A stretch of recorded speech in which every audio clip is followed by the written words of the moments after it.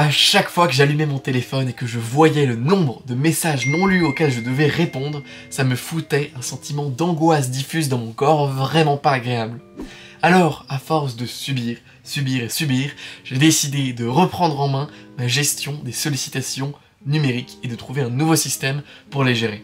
C'est exactement ce dont j'ai envie de vous parler dans cette vidéo, en vous parlant d'abord de ma vision des sollicitations, comment je décidais de les prendre en charge dans ma vie, ensuite des décisions concrètes que j'ai prises pour gérer ces sollicitations, et puis enfin j'aimerais vous parler d'une application en particulier qui a tout simplement révolutionné mon approche au message, puisqu'elle centralise toutes mes applications de messagerie en une, et elle me les rend accessibles sur mon ordinateur avec de super raccourcis clavier. Depuis quelques mois, j'avais vraiment l'impression d'avoir deux lignes dans ma vie.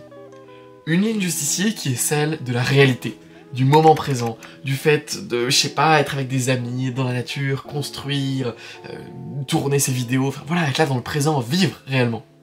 Et puis, au-dessus, j'avais une deuxième ligne qui était complètement déconnectée de ma ligne, de ma vie en fait. C'était cette ligne des sollicitations permanentes, cette ligne de WhatsApp qui envoie sans cesse de notifications, de recevoir 15 messages, 20 messages par jour, toutes les sollicitations par mail, par machin, par truc, en fait que des choses en je dois. Des choses en je dois qui me rajoutent de la contrainte, du stress et qui ne sont absolument pas corrélées ou en rapport avec ma vie. J'ai ma vie que je kiffe et j'ai cette ligne qui vient me polluer et me rajouter du stress en permanence. C'était ça mon constat. Et alors à un moment, évidemment, j'en ai eu marre de cette ligne du haut qui m'ajoutait de la contrainte. Je voulais reprendre le contrôle de cette ligne et tout simplement définir ce qui était juste ou non pour moi, pour ne plus voir ça comme une contrainte, mais voir ça comme un plaisir. Et c'est exactement ce que j'ai fait, j'ai redéfini ma relation à cette deuxième ligne. Bon, alors la première étape, ça a été de redéfinir mes relations. Ça veut dire quoi? Ça veut dire que, là, dans WhatsApp, tout était mélangé. Mon cercle proche, ma famille, mes amis plus lointains et mes connaissances. Tout le monde m'envoyait des messages et ça arrivait dans la même inbox, et pour moi, ça représentait la même chose. C'était une sollicitation et j'en pouvais plus. Donc, même à mes proches, même à ma famille, je mettais 15-20 jours à leur répondre à leurs messages. Alors que moi, en réalité, c'est des gens qui comptent énormément dans ma vie et j'ai envie de leur répondre, j'ai envie d'être là pour eux. Sauf que comme tout était mélangé, et qu'au final ça se noyait dans un flot de 15 messages, j'y répondais pas.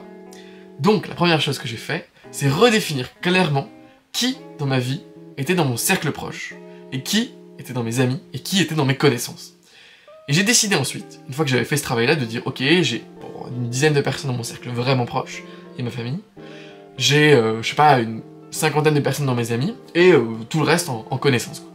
Et ensuite, ce que j'ai décidé de faire, c'est tout simplement de dire comment je vais répondre à chacun de ces cercles.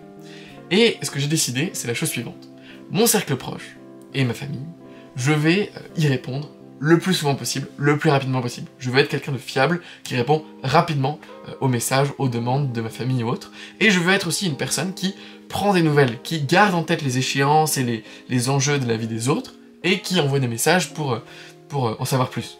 Et donc, pour ce faire, j'ai décidé que chaque fois que je recevais un message de ces personnes, j'acceptais d'avoir une notification qui me dérange, et j'acceptais d'y répondre tout de suite en fait. J'ai également mis un deuxième processus en place, qui est simplement de mettre dans ma note quotidienne, en fait tout simplement un petit encart, avec les proches avec qui je veux rester en contact, quoi, et je mets une liste de papa, maman, blablabla, pour avoir ce reminder visuel d'envoyer des messages aux gens, pour que je ne les oublie pas, et qu'il n'y ait pas le temps qui nous éloigne, jusqu'au moment où ça fait 3 mois qu'on ne s'est pas parlé, et on ne sait plus ce qui se passe dans notre vie. Donc concrètement, pour le cercle proche, la première des choses, c'est accepter les notifications et répondre le plus rapidement possible aux messages de mes proches.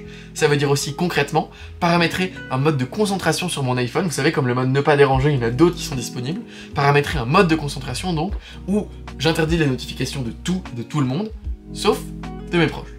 Donc ça c'est la première chose, leur répondre le plus rapidement possible. Ensuite, deuxième chose, c'est volonté de moi-même garder le lien et l'entretenir. Donc avoir dans ma note quotidienne, ou dans un to-do quotidien si vous n'avez pas de note quotidienne, la liste de toutes les personnes à qui je veux envoyer des messages, prendre des nouvelles, me souvenir d'elles, etc. Et j'essaye de leur envoyer des messages et de les appeler le plus souvent possible. Et enfin, la troisième chose que je mets en place pour mon cercle proche, c'est le fait de toujours savoir quand on va se revoir au moment où on se quitte. C'est un ami qui m'avait donné ce conseil quand je lui demandais comment gérer une relation de couple à distance. Et il m'avait dit ça, il m'avait dit que le mieux, le conseil principal, c'était de toujours savoir quand est-ce que vous allez vous revoir avec votre copine, avec ta copine, quand vous vous quittez. Comme ça, il n'y a pas ce truc de « Ah, mais quand est-ce qu'on se revoit? Tu me manques trop. » Non, c'est « J'ai hâte, c'est de l'espoir. » Et bah là, c'est pareil. Avec mon cercle proche, je veux mettre en place ce processus-là de toujours savoir quand on se revoit, quand on se quitte. Bon, tout ça, c'était donc pour le cercle proche. Passons maintenant à mes amis, qui sont donc un cercle un peu plus éloigné de moi déjà.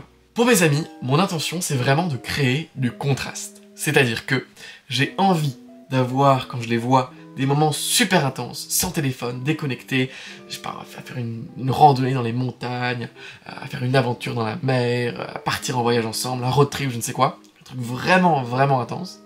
Et puis, quand je les vois pas, en gros, quand je suis chez moi, et bah, je veux pas leur parler. Je m'en fous de connaître leur vie, je m'en fous de connaître leur quotidien, j'ai pas envie d'être là pour eux, voilà. Enfin, voilà. Je pose mes limites, et c'est... J'ai pas envie d'être une éponge, d'être poreux, de connaître leur vie, de leur dire la mienne, voilà. J'ai pas envie d'avoir cette relation par message, elle me nourrit pas, j'ai pas l'impression qu'elle nourrisse l'autre non plus, donc j'ai envie de ne pas l'avoir. Je veux donc avoir des moments super intenses avec les gens, quand je les vois en vrai, et je veux avoir aucune communication avec mes amis quand je ne les vois pas. C'est tout. Voilà, donc ça c'est vraiment mon intention. Créer du contraste et de l'intensité. Quand on se voit, c'est génial, c'est intense, c'est formidable. Quand on se voit pas, c'est contrasté, on se parle plus, et on se voit plus, quoi, en gros. Donc ça, comment je le traduis concrètement? Et ben concrètement, je ne réponds pas à mes amis. Ou, plus concrètement, je leur explique ma philosophie en vrai quand je les vois. Du coup, déjà, ils savent qu'ils m'envoient pas de messages, donc de plus en plus, ils m'envoient de moins en moins de messages. Et puis, quand ils m'envoient un message, je leur explique très clairement. Salut, écoute, j'ai pas envie de répondre à ton message parce que voilà, c'est mon intention, voilà comment j'ai envie de faire dans notre relation, si ça te va, c'est cool, voilà, moi c'est mes limites, voilà. Et je leur envoie ici le lien vers cette vidéo pour qu'ils comprennent, en fait, bah, c'est quoi mon intention, quoi. Qu'ils comprennent un peu où j'en suis dans ma vie et pourquoi je veux pas répondre à ce message, quoi. Donc voilà, je suis juste super clair, super content de pouvoir leur dire ça. Eux, ça peut peut-être les inspirer, peut-être pas, j'en sais rien. Ils me disent ce qu'ils ressentent, et puis il n'y a aucun mal à ça, quoi. Du coup, de plus en plus, mon nombre de sollicitations sur WhatsApp réduit, et quand les gens continuent à m'envoyer des messages, je leur ai déjà expliqué mon intention, je leur réponds juste pas, et je suis ok avec ça. Et puis enfin, pour mes connaissances, ou juste les sollicitations plus larges en général, j'ai simplement décidé de plus y répondre. Donc la plupart des mails, j'y réponds plus, la plupart des messages, j'y réponds plus, la plupart des commentaires YouTube, j'y réponds plus, simplement parce que c'est trop pour moi je veux vivre une vie dans la présence, quoi, dans l'instant présent, connecté avec mes proches, avec qui j'habite, en fait, j'habite avec plein de gens, donc c'est déjà largement suffisant, et j'ai pas besoin de plus, quoi. Donc, c'est trop pour moi, je pose mes limites, et encore une fois, pas de problème, pas de culpabilité, je réponds pas aux gens. Bon, donc si on dézoome un tout petit peu, et qu'on regarde ce que j'ai fait concrètement, j'ai 1. Identifié une situation A qui me déplaisait, et j'ai identifié particulièrement dans la situation A ce qui me déplaisait. J'avais 2 lignes de vie, une présentielle que je kiffais, et une qui m'avait jeté de l'anxiété et du stress, et j'ai identifié cette situation-là. Deuxième étape, c'est que j'ai défini une situation B, la situation rêvée. Une situation où je n'avais plus cette ligne-là, et je gardais quand même le contact avec mes proches. Point. Ensuite, j'ai défini bien le processus qu'il allait falloir que je mette en place pour que cette situation B arrive. Donc, exprimer clairement mes limites à mes amis, avoir une philosophie très claire sur le sujet, leur expliquer comment je vais vivre mes relations, et puis pour ce faire, donc, je me suis rendu compte qu'il fallait également que je clarifie, mettre de la clarté partout en fait, mais clarifie mes relations, clarifie avec qui j'ai envie d'entretenir des liens, avec qui je n'ai pas envie d'entretenir des liens, et également aussi dans ce processus que je laisse partir des relations, que je mette fin à certaines relations pour moins me sentir oppressé, sollicité. Et puis enfin, une fois que j'ai ma situation A, que j'ai ma situation B, que je sais comment passer de l'un à l'autre, j'ai simplement concrètement mis en place des processus qui découlaient de la clarté que j'avais mise précédemment. Vraiment, ce processus-là, je vous encourage à l'adopter. Si vous aussi, vous ressentez cette ligne, peut-être ce stress vis-à-vis de vos relations, des sollicitations, des messages, des groupes, peut-être, n'hésitez pas à venir mettre de la clarté dans tout ça. Passons enfin à la partie que vous attendez tous de cette vidéo, c'est que je vous parle de l'outil merveilleux que j'ai installé sur mon Mac et qui me permet de centraliser toutes mes applications de messagerie en une seule application Et cette application, elle s'appelle Beeper, B-E-E-P-E-R, mais il y en a une autre qui est concurrente et qui est à mon sens tout aussi bien. Elle s'appelle text.com, T-E-X-T-S.com. Je vous jure, essayez une des deux et vous me remercierez, c'est vraiment génial. En plus Beeper, c'est gratuit. Pourquoi ça a été génial pour moi? Eh bien ça a été génial pour moi car ça m'a permis de désactiver toutes les notifications sur mon téléphone et même de désinstaller la plupart des applications de messages. Plus WhatsApp, plus Telegram, plus rien. Juste une application, Beeper. Et cette application Beeper, en réalité, j'y vais quasiment plus jamais sur mon téléphone. J'y vais que s'il y a un proche qui m'envoie un message urgent, si vous avez suivi la vidéo. Donc j'y vais quasiment plus jamais, j'ai plus aucune notification, plus d'application, plus du coup de compulsion à aller voir mes messages, etc. Plus rien sur mon téléphone. Et tout est centralisé sur mon ordi, en une interface unique. Cette interface unique, moi je l'ai paramétrée de sorte à ce que quand j'ouvre Beeper, j'ai mon inbox. Mon inbox dans laquelle il y a tous les messages auxquels j'ai pas encore répondu, et c'est tout. Donc quand j'ai répondu à tous mes messages, j'ai une inbox 0.